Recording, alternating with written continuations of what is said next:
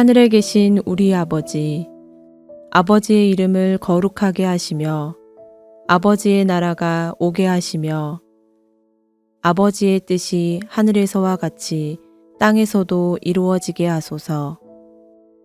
오늘 우리에게 일용할 양식을 주시고 우리가 우리에게 잘못한 사람을 용서하여 준 것 같이 우리 죄를 용서하여 주시고 우리를 시험에 빠지지 않게 하시고 악에서 구하소서. 나라와 권능과 영광이 영원히 아버지의 것입니다. 아멘.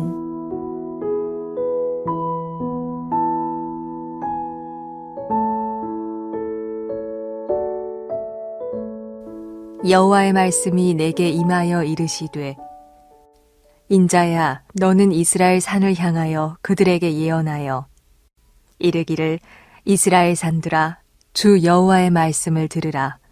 주 여호와께서 산과 언덕과 시내와 골짜기를 향하여 이같이 말씀하시기를, 나 곧 내가 칼이 너희에게 임하게 하여 너희 산당을 멸하리니 너희 제단들이 황폐하고 분향 제단들이 깨뜨려질 것이며 너희가 죽임을 당하여 너희 우상 앞에 엎드러지게 할 것이라. 이스라엘 자손의 시체를 그 우상 앞에 두며 너희 해골을 너희 제단 사방에 흩으리라.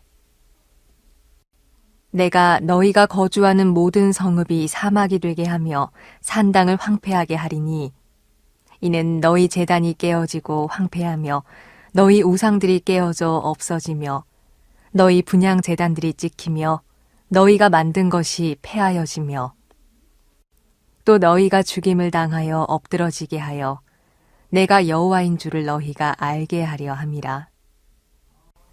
그러나 너희가 여러 나라에 흩어질 때에 내가 너희 중에서 칼을 피하여 이방인들 중에 살아남은 자가 있게 할지라.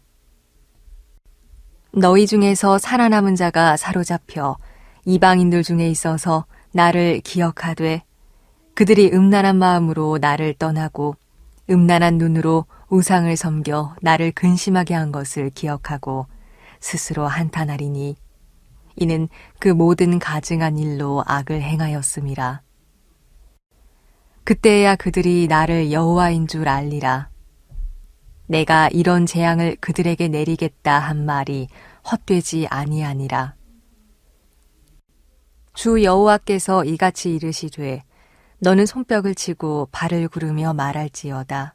오호라, 이스라엘 족속이 모든 가증한 악을 행함으로 마침내 칼과 기근과 전염병에 망하되, 먼데 있는 자는 전염병에 죽고 가까운 데 있는 자는 칼에 엎드러지고 남아있어 애워싸인 자는 기근에 죽으리라.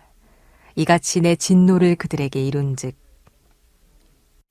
그 죽임당한 시체들이 그 우상들 사이에 제단 사방에 각 높은 고개 위에 모든 산꼭대기에 모든 푸른 나무 아래에 무성한 상수리 나무 아래 곧 그 우상에게 분향하던 곳에 있으리니 내가 여호와인 줄을 너희가 알리라. 내가 내 손을 그들의 위에 펴서 그가 사는 온 땅 곧 광야에서부터 디블라까지 황량하고 황폐하게 하리니 내가 여호와인 줄을 그들이 알리라.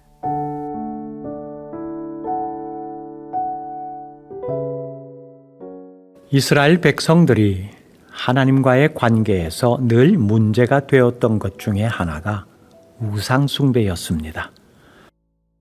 이 우상 숭배는 인간의 탐욕과 긴밀하게 연결되어 있습니다. 가나안 땅에 들어간 이스라엘 백성들이 가나안의 문화를 접하면서 산당 출입을 하게 되었습니다. 예루살렘 성전이 완공되기 전에는 산당에 성막이 있었기에 거기서 하나님께 제사를 드렸습니다.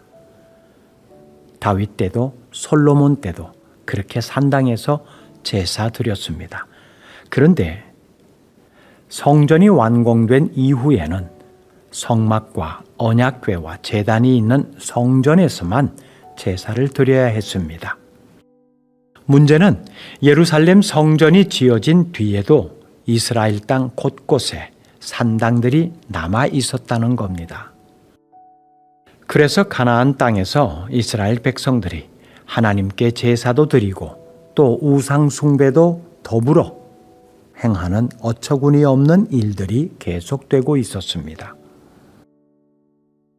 북이스라엘은 정치적인 목적에서 일부러 산당을 완전한 우상 숭배의 장소로 바꾸어 버리고 우상 숭배를 강요했고, 남유다도 우상 숭배에 끌려서 산당에서 제사를 지냈습니다. 남유다가 북이스라엘보다 더 음란하다고 한 이유는 철저하게 그들은 자발적인 우상 숭배를 했기 때문입니다. 히스기야가 칭찬받은 일 중에 하나가 이러한 산당을 모두 제거한 것이었죠. 그런데 히스기야의 아들 므낫세가 산당을 다시 살려냈고, 요시야가 일부를 헐어버렸으나 여전히 산당에서의 우상 숭배를 근절하지 못하다가 요시야의 아들 여호야김 시대부터는 아예 대놓고 산당에서 우상 숭배를 하였습니다.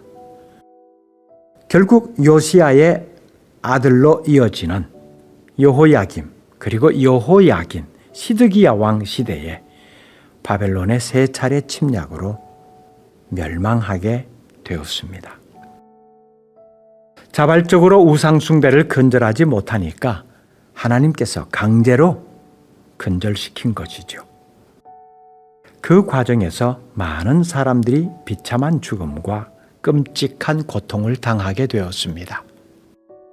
사실 하나님은 여러 차례 여러 방법 모양으로 회개할 기회를 주셨지만 그 기회를 제대로 활용하지 못했습니다.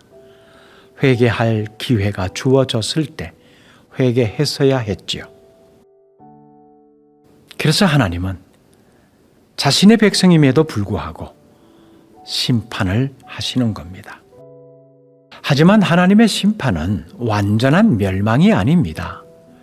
그렇게 우상 숭배로 말미암아 이스라엘이 몰락하는 와중에서도 일부를 살리셨습니다. 8절에 보면 그러나 너희가 여러 나라에 흩어질 때에 내가 너희 중에서 칼을 피하여 이방인들 중에 살아남은 자가 있게 할지라. 그들이 고통을 겪고 나서야 하나님이 왜 그런 재앙을 내리셨는가를 알게 될 것입니다. 다윗처럼 하나님의 큰 사랑을 받은 사람도 엄청나게 큰 고생과 슬픔으로 죄값을 치러야만 했습니다. 죄를 범하면 그로 인해 큰 대가를 치르지 않을 수 없습니다. 하지만 그 대가를 치르더라도 징계를 당하는 편이 훨씬 더 낫습니다. 왜냐하면 남은 자로서 회개의 기회를 얻은 것이기 때문입니다. 심판은요, 우상 숭배를 범하던 자리에만 머물러 있지 않고 우상 숭배자들의 살아가는 삶의 자리까지 미칩니다. 모든 성읍은 황무지가 되고 그들이 출입했던 산당은 완전히 파괴됩니다. 자, 이런 상황을 하나님은 에스겔에게 이 사실을 손뼉을 치고 발을 구르며 말하라고 하십니다. 11절에 보면 주 여호와께서 이같이 이르시되 너는 손뼉을 치고 발을 구르며 말할지어다. 오호라, 이스라엘 족속이 모든 가증한 악을 행함으로 마침내 칼과 기근과 전염병에 망하되. 예전에 시장에 가면은 사람들의 주목을 끌어 물건을 팔기 위해서 손뼉을 치고 발을 구르면서 물건을 고르라고 외치는 상인들의 모습을 종종 보곤 했습니다. 상인들의 이런 외침에 많은 사람들이 주목을 하지요. 에스겔이 마치 그렇게 외치는 것처럼 보입니다. 그러나 이것은 물건을 파는 것도 아니고 기쁜 소식도 아닙니다. 오히려 이스라엘 족속이 칼과 기근과 전염병으로 죽을 것과 그들이 섬기던 우상 숭배 제단 곁에서 시체로 쓰러져 있게 되는 저주를 예언하는 것입니다. 이런 내용을 손뼉을 치고 발을 구르면서 지나가는 사람들의 이목을 끌도록 해서 외치라니요. 에스겔이 얼마나 힘들었겠습니까? 쉽지 않은 일입니다. 그럼에도 하나님은 오죽했으면 이렇게 해서라도 하나님의 마음이 어떠한지 백성들이 알기를 바라셨을까요? 혹 하나님보다 더 사랑하고 의지하는 것이 나에게 없는지 헤아려 보고 그것이 나에게 풍요와 평안을 제공해 주지 않는다는 사실을 인정하며 하나님만 의지하는 법을 배울 수 있기를 바랍니다. 기도하겠습니다. 하나님을 온전히 떠난 것은 아니지만 그렇다고 온전히 하나님만 섬기는 것도 아닌 유익하다라고 여겨지면은 우상 숭배도 서스럼 없이 범하는 것이 우리들의 모습은 아닌지 헤아려 봅니다.